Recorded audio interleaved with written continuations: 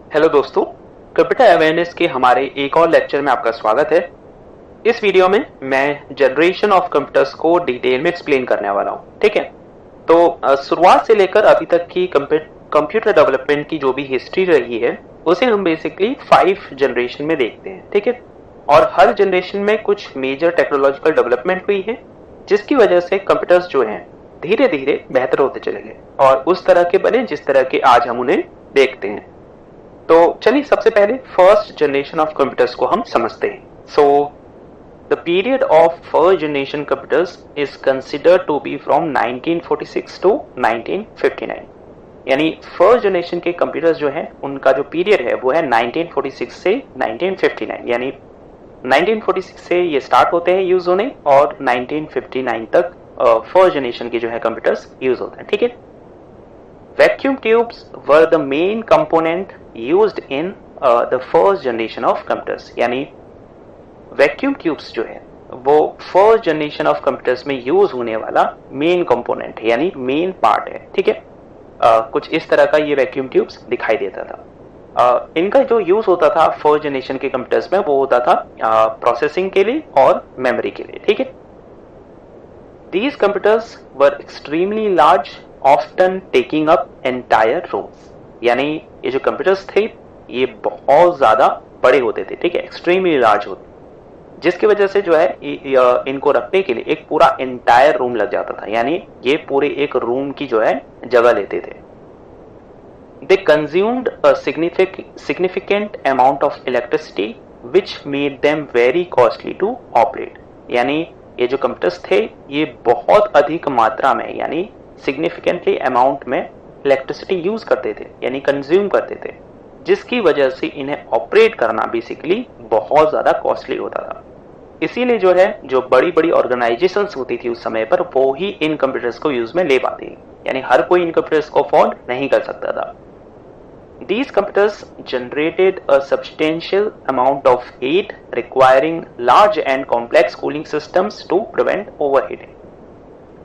First generation के जो computers थे वो क्या करते थे, वो बहुत अधिक मात्रा में हीट जनरेट करते, ठीक है, जिसकी वजह से जो है ओवर हीटिंग को रोकने के लिए, यानी जिसकी ओवर हीटिंग होती थी उसको अगर आपको रोकना है तो उसके लिए क्या यूज होते थे, उसके लिए होते थे large and complex cooling systems. ठीक है, यानी बहुत बड़े और कॉम्प्लेक्स कूलिंग सिस्टम्स जो है इस ओवर हीटिंग को रोकने के लिए यूज किए जाते थे।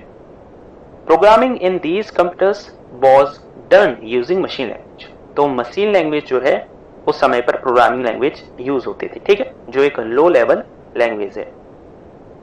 These computers had slow processing speeds and limited computational capability. ये जो कंप्यूटर्स थे फर्स्ट जनरेशन के, इनकी जो प्रोसेसिंग स्पीड थी वो बहुत स्लो होती थी। ठीक है, यानी अगर कोई टास्क आपको करना है इन कंप्यूटर्स में तो बहुत अधिक समय लगता था।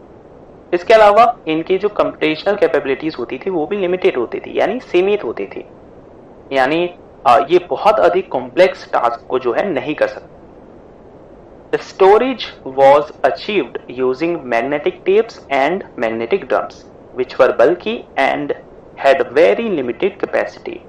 यानी स्टोरेज के लिए फर्स्ट जनरेशन के कंप्यूटर्स में मैग्नेटिक टेप्स और मैग्नेटिक ड्रम्स इनका यूज होता था। ठीक है, जो बहुत अधिक क्या होते थे, बल्कि होते थे, यानी भारी होते थे या बहुत ज्यादा स्पेस लेते, और इनका जो स्टोरेज कैपेसिटी थी वो भी बहुत लिमिटेड होती थी, यानी ये बहुत कम मात्रा में डेटा को स्टोर कर सकते थे।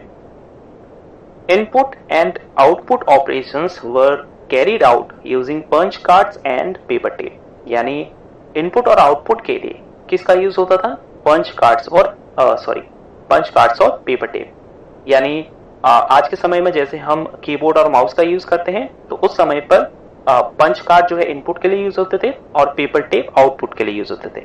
जैसे आज हम आउटपुट के लिए क्या यूज करते हैं, हम मॉनिटर का, ठीक है, और इनपुट के लिए यूज करते हैं कीबोर्ड और माउस, ठीक है। कुछ एग्जांपल्स हैं जैसे एनियक है, एडवर्क है, यूनिवेक है एंड IBM 701 है। तो ये फर्स्ट जनरेशन के कंप्यूटर्स जो हैं उनके कुछ एग्जांपल्स हैं, ठीक है। तो यहाँ पर एक इमेज भी दी गई है एनियक कंप्यूटर की, ठीक है। तो चलिए अब बढ़ते हैं हम सेकेंड जनरेशन के कंप्यूटर्स पर। तो सेकेंड जनरेशन के जो कंप्यूटर का पीरियड है वो है 1959 से 1965, ठीक है। The period of second generation computers is considered to be from 1959 to 1965, ठीक है, यानी 1959 से 1965 तक ये कंप्यूटर यूज किए गए, ठीक है।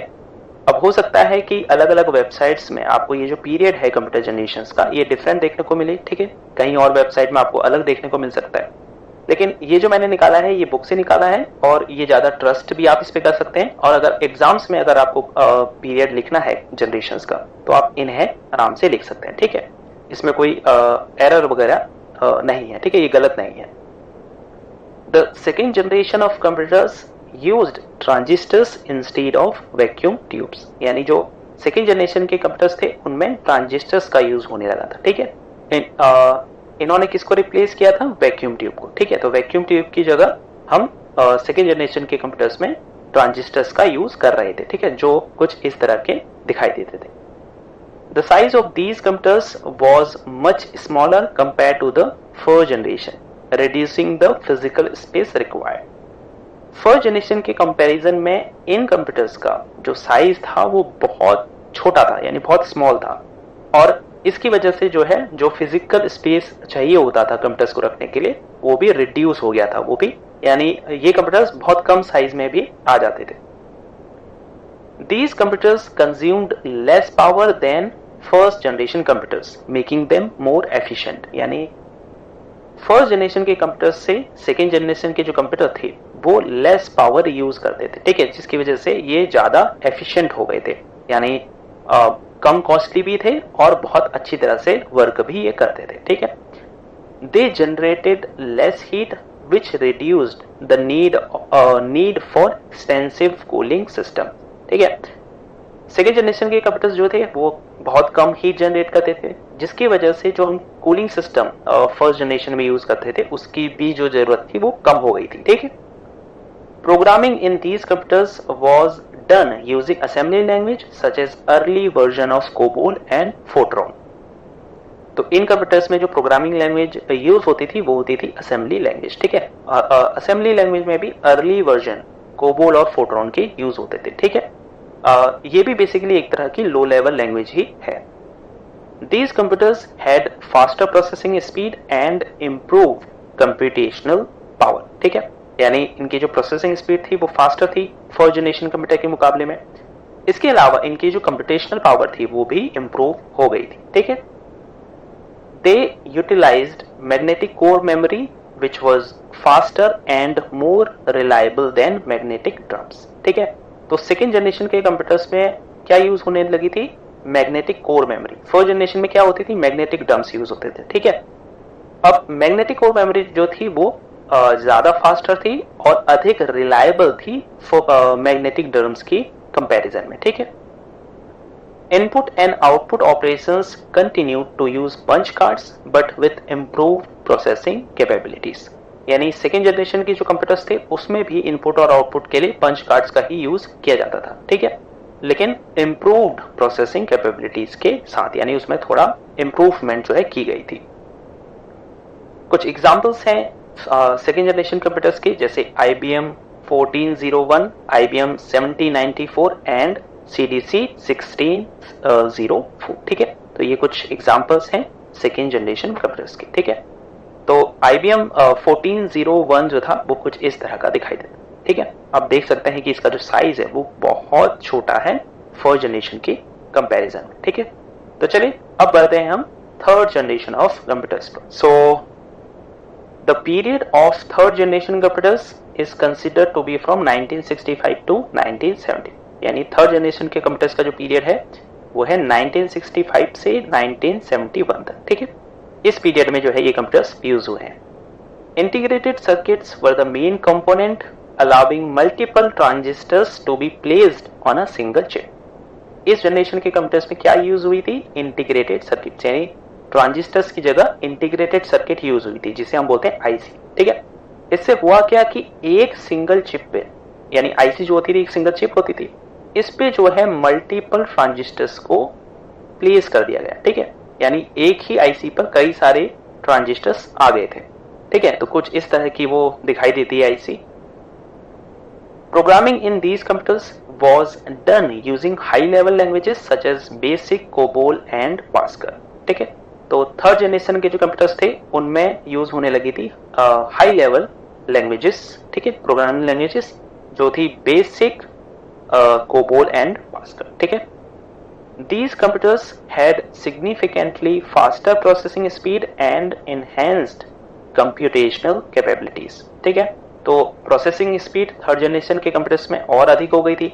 ठीक है, और जो कंप्यूटेशनल कैपेबिलिटीज थी वो भी काफी इनहेंस हो गई थी, वो भी काफी बेहतर हो गई थी. ठीक है, storage capacities were increased with the use of disk storage which provided more capacity and faster access time. ठीक है, तो इस समय पर क्या यूज होने लगी थी, डिस्क स्टोरेज यूज होने लगी थी, जिसकी वजह से जो स्टोरेज कैपेसिटी थी इन कंप्यूटर्स की वो भी बढ़ गई थी. ठीक है, जो क्या प्रोवाइड करती थी, मोर कैपेसिटी प्रोवाइड करती थी और फास्टर एक्सेस टाइम. ठीक है, input and output devices included keyboards and monitors along with the development of operating system that supported multiple task. ठीक है, तो इनपुट और आउटपुट डिवाइसेस के लिए क्या यूज होने लगे थे, कीबोर्ड का यूज होने लगा था इस जनरेशन में यानी थर्ड जनरेशन में, और मॉनिटर का यूज होने लगा था यानी इनपुट के लिए कीबोर्ड का और आउटपुट के लिए मॉनिटर्स का. ठीक है, इसके अलावा किसका यूज होने लगा था, ऑपरेटिंग सिस्टम का. ठीक है, जो मल्टीपल टास्क को सपोर्ट करता था, यानी एक स्क्रीन आपके सामने आ जाती थी जिसमें आप मल्टीपल टास्क जो है फॉर्म कर सकते थे. तो ये जो है थर्ड जनरेशन से स्टार्ट हो चुका था. ठीक है, एग्जाम्पल्स क्या है इस जनरेशन के कंप्यूटर्स के, IBM 360 है और PDP 8. ठीक है, तो ये कुछ इस तरह का जो है IBM 360.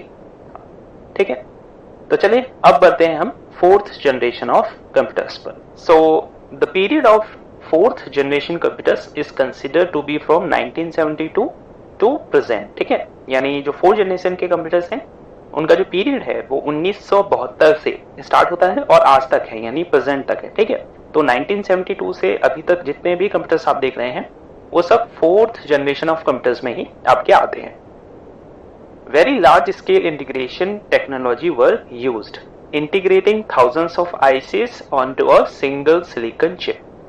ठीक है, तो फोर्थ जनरेशन कंप्यूटर्स में क्या हुई, VLSI टेक्नोलॉजी यानी very large scale integration technology use हुई थी, जिसमें क्या किया गया, हजारों आईसीज को यानी थाउजेंड्स ऑफ आईसीज को एक सिंगल सिलिकॉन चिप में इंटीग्रेट कर दिया गया. ठीक है, यानी इससे पहले के जो जनरेशन थी यानी थर्ड जनरेशन के जो कंप्यूटर्स थे उनमें आईसी यूज होती थी, लेकिन फोर्थ जनरेशन के कंप्यूटर्स में क्या हुआ, VLSI टेक्नोलॉजी का यूज करके उन आईसीज को यानी थाउजेंड्स ऑफ आईसीज को एक सिंगल सिलिकॉन चिप में जो है इंटीग्रेट कर दिया गया, जिसे हम आज बोलते हैं माइक्रो प्रोसेसर. ठीक है, यानी CPU जिसे हम बोलते हैं. तो वो कुछ इस तरह का जो है आपका माइक्रो प्रोसेसर दिखाई देता है. ठीक है, तो इसीलिए जो है microprocessors commonly known as CPU. ठीक है, कॉमनली जिसे हम आज के समय में क्या बोलते हैं, CPU were the main component. ठीक है, तो मेन पार्ट क्या था फोर्थ जनरेशन कंप्यूटर्स में, माइक्रो प्रोसेसर यानी CPU. ठीक है, these computers were very small allowing for the development of personal computers यानी PCs एंड पोर्टेबल डिवाइसेस. तो ये जो कंप्यूटर्स थे फोर्थ जनरेशन के ये बहुत स्मॉल थे, बहुत साइज में छोटे थे, जिसकी वजह से क्या हुआ, पर्सनल कंप्यूटर्स और पोर्टेबल डिवाइसेस का डेवलपमेंट हो पाया. ठीक है, पोर्टेबल डिवाइसेस क्या होती है बेसिकली, जैसे लैपटॉप हो गया, टैबलेट हो गई, यानी जिन्हें आप एक जगह से दूसरी जगह आसानी से ले जा सकते हैं, जो बेसिकली बैटरी बेस्ड होती हैं. ठीक है, ऐसे पर्सनल कंप्यूटर्स हो गए जैसे PCs वगैरह हो गए. ठीक है, तो ये फोर्थ जनरेशन से जो है इनका डेवलपमेंट स्टार्ट हुआ था. Programming in these computers was done using advanced programming languages such as C++, Java and various scripting languages. ठीक है, तो फोर्थ जनरेशन के कंप्यूटर्स में एडवांस प्रोग्रामिंग लैंग्वेजेस का यूज हुआ था, जैसे कि C++ हो गई, Java हो गई और फिर अदर जो स्क्रिप्टिंग लैंग्वेजेस है वो हो गए. ठीक है, semiconductor memory such as RAM, ROM etcetera was used for memory. ठीक है, तो फोर्थ जनरेशन के जो कंप्यूटर्स थे उसमें मेमोरी के लिए सेमीकंडक्टर मेमोरी का यूज हुआ था, जैसे कि RAM हो गई, ROM हो गई. तो ये फोर्थ जनरेशन में start. Storage transitions from hard disk to solid state drives and cloud storage offering vast storage capacity and fast access speed. ठीक है, तो स्टोरेज जो है हार्ड डिस्क का भी यूज हुआ, उसके बाद आप देखेंगे 4th जनरेशन में ही सॉलिड स्टेट ड्राइव आई यानी एसएसडीज आई, और 4th जनरेशन में ही धीरे धीरे क्या हुआ, क्लाउड स्टोरेज का यूज होना शुरू हुआ, यानी इंटरनेट पर हम डेटा को सेव कर सकते हैं रखें। तो इससे क्या हुआ कि स्टोरेज कैपेसिटी बढ़ गई, ठीक है। यानी आज के समय में अगर आप देखेंगे तो एसएसडी और एचडीडी जो होती है उनके साइजेस टेराबाइट में होते हैं, ठीक है। तो इससे क्या हुआ, फास्ट एक्सेस स्पीड भी जो है हमें मिलने लगी। ग्राफिकल यूजर इंटरफेस यानी GUI with icons, menus and windows became standard along with the use of mouse, keyboard, touch screens and other input devices, ठीक है। तो 4th जनरेशन में GUI का यूज होने लगा था, ठीक है।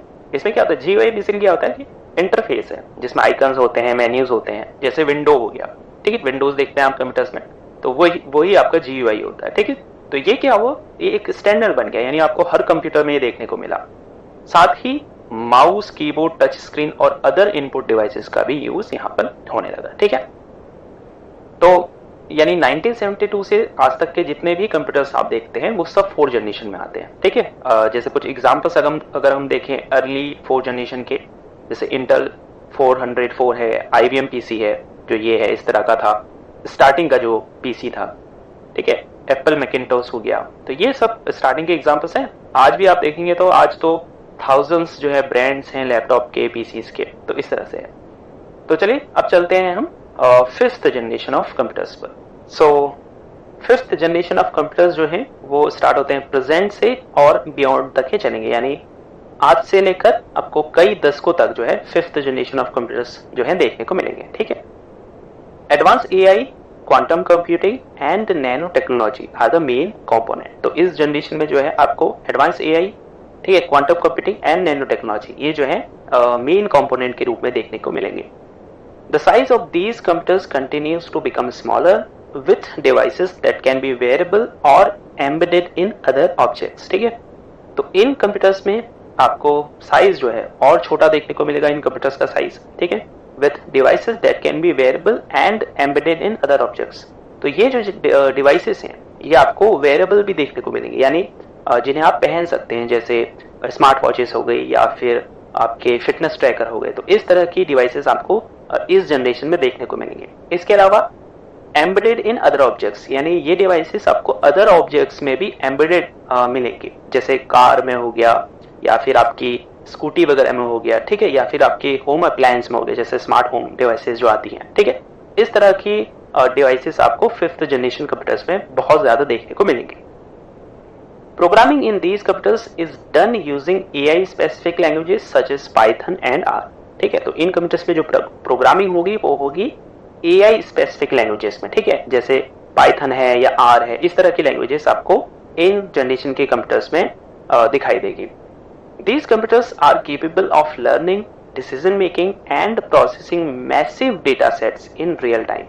तो ये जो कंप्यूटर्स होंगे ये खुद से लर्न करने में केपेबल होंगे, यानी सिचुएशन को समझ सकेंगे ये लोग। डिसीजन मेकिंग होंगे, यानी खुद से डिसीजन ले पाएंगे, ठीक है। Processing massive data sets in real time, यानी ये रियल टाइम में मैसिव डेटा सेट्स को प्रोसेस भी कर सकेंगे, ठीक है।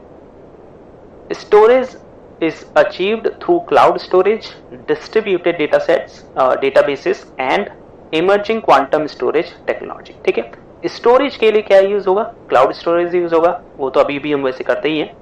इसके अलावा डिस्ट्रीब्यूटेड डेटाबेसेस का जो है यूज किया जाएगा। इसके अलावा जो क्वांटम स्टोरेज टेक्नोलॉजी है ये भी आपको 5th जनरेशन में स्टोरेज के रूप में दिखाई देगी।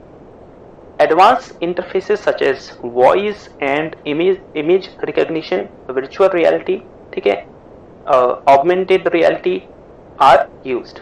Interaction with these computers can occur through natural languages and gestures।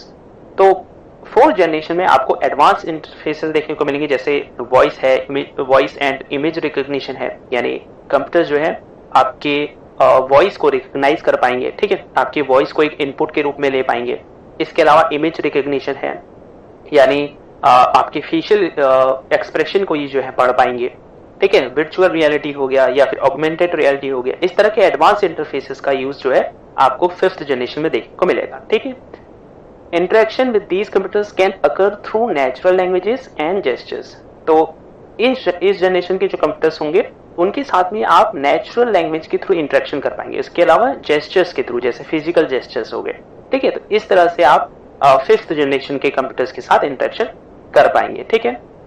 अब कुछ एग्जांपल्स है 5th जनरेशन के कंप्यूटर्स के, जैसे IBM वाटसन है, ठीक है, एंड क्वांटम कंप्यूटर्स, ठीक है। तो बेसिकली ये है कि 5th जनरेशन के जो कंप्यूटर्स हैं इनमें आपको और एडवांस टेक्नोलॉजी देखने को मिलेगी, जैसे AI है, आपको बहुत एडवांस AI देखने को मिलेगा, क्वांटम कंप्यूटिंग आपको देखने को मिलेगी, इसके अलावा नैनो टेक्नोलॉजी आपको देखने को मिलेगी, ठीक है। सो ये थी कंप्यूटर्स की 5 जनरेशन यानी 5 जनरेशन। होपफुली इस वीडियो को देखने के बाद आपको कंप्यूटर्स की जो 5 जनरेशन हैं वो अच्छे से समझ में आ गई होगी, ठीक है। तो जाते जाते वीडियो को लाइक और चैनल को अभी तक सब्सक्राइब नहीं किया है तो सब्सक्राइब कर लीजिए। अगर आपको कंप्यूटर अवेयरनेस पर या फिर कंप्यूटर फंडामेंटल्स पर कोई टॉपिक पर वीडियो चाहिए तो मुझे नीचे कमेंट जरूर कीजिए। मैं कोशिश करूंगा कि उस टॉपिक पर आपको जल्द से जल्द वीडियो बनाकर जरूर, ठीक है। तो इस वीडियो को यही एंड करते हैं। अपना ख्याल रखिएगा।